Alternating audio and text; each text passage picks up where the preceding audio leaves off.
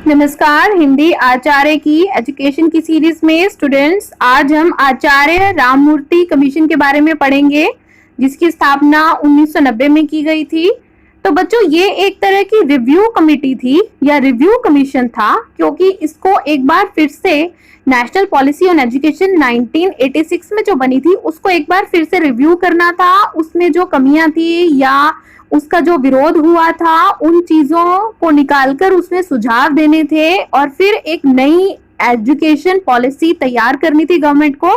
तो उसके लिए एक आचार्य राममूर्ति की चेयरमैनशिप में इस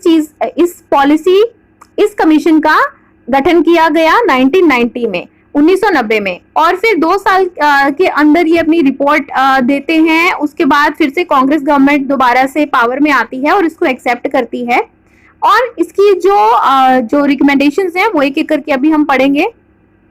तो पहली रिकमेंडेशन इसकी ये है कि डिसेंट्रलाइजेशन होनी चाहिए सभी लेवल्स पर एजुकेशन के, यानी कि जो एजुकेशन की मैनेजमेंट है वो पूरी तरह से सेंट्रल गवर्नमेंट या स्टेट गवर्नमेंट अपने हाथ में ना ले। इसकी डिसेंट्रलाइजेशन हो जानी चाहिए, जिससे कि जो एजुकेशन के फील्ड में काम करने वाले लोग हैं उनके अंदर उनकी एम्पावरमेंट हो सके। इसके साथ ही इन सर्विस एजुकेशन भी होनी चाहिए। जो टीचर्स काम कर रहे हैं अगर वो पढ़ना चाहते हैं जॉब के साथ साथ, तो इस चीज को भी बढ़ावा दिया जाना चाहिए। और इससे क्या होगा कि जो टीचर्स हैं उनकी प्रोफेशनल डेवलपमेंट होगी। और इसके साथ ही जो टीचर्स की जो अपॉइंटमेंट के लिए एक कोऑर्डिनेटेड एक मैनेजमेंट सिस्टम होना चाहिए, जो कि टीचर्स की अपॉइंटमेंट भी करे, उनकी पोस्टिंग भी करे और उनकी प्रमोशन भी करे। तो इसके लिए एक प्रॉपर एक कोऑर्डिनेटेड मैनेजमेंट सिस्टम होना चाहिए।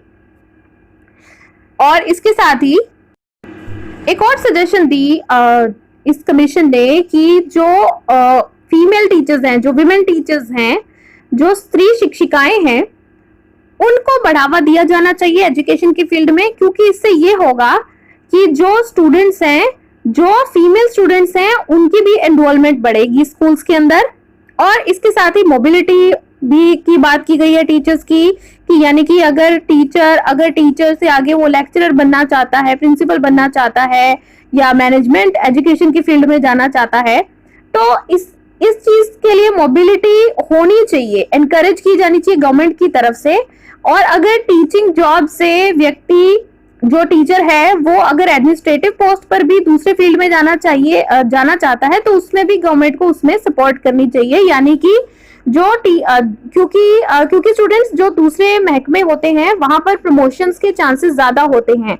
अगर प्रमोशंस नहीं भी मिलती हैं तो भी सैलरी में इंक्रीमेंट्स काफी ज्यादा लगती रहते हैं। तो अगर व्यक्ति जो छोटी पोस्ट से जिसने ज्वाइन किया वह बड़ी पोस्ट पे जाकर रिटायर होता है, लेकिन टीचिंग का महकमा ऐसा है जिसमें आगे जाने के मौके बहुत ही कम मिलते हैं। तो जो व्यक्ति मास्टर या टीचर जो भर्ती हुआ था वो ज्यादातर टीचर ही रिटायर होता है। तो ये इसका कारण ये है कि जो एजुकेशन का डिपार्टमेंट है उसमें मोबिलिटी कम है। तो इस मोबिलिटी को बढ़ाया जाना चाहिए गवर्नमेंट की तरफ से, ताकि जो टीचर्स का डिपार्टमेंट भी है, यानी कि शिक्षा का जो महकमा है, विभाग है, उसमें भी टीचर्स की मोबिलिटी हो सके। पुराने लोग आगे प्रमोशन लेकर आगे जाएं और उनकी जगह पर नए लोग आए, तो ऐसा बढ़ावा दिया जाना चाहिए। और इसके साथ ही जिस तरह की रिकमेंडेशंस आचार्य राममूर्ति ने कमीशन ने दी है 1990 में, इससे जो रोल है टीचर्स का, जो डिसीजन मेकिंग में जो रोल है या मैनेजमेंट में रोल है, वो बहुत ही बढ़ गया। हालांकि बढ़ा या नहीं यह एक सोचने का विषय है, लेकिन रिकमेंडेशन में ऐसा जरूर कहा गया था। तो स्टूडेंट्स, अब आपको अच्छे से समझ में आ गया है। आचार्य राममूर्ति कमीशन भी, नेशनल पॉलिसी ऑन एजुकेशन भी आपको सभी समझ में आ गई है। 1968 वाली, 1986 वाली रिवाइज्ड और आचार्य राममूर्ति कमीशन और रिवाइज्ड नेशनल जो एजुकेशन की पॉलिसी है। तो इसके साथ ही हम सभी टॉपिक्स को आगे भी कवर करते रहेंगे। तो पूरा वीडियो देखने के लिए धन्यवाद। आपको ये वीडियो कैसे लगा मुझे जरूर कमेंट में बताइएगा। हिंदी आचार्य।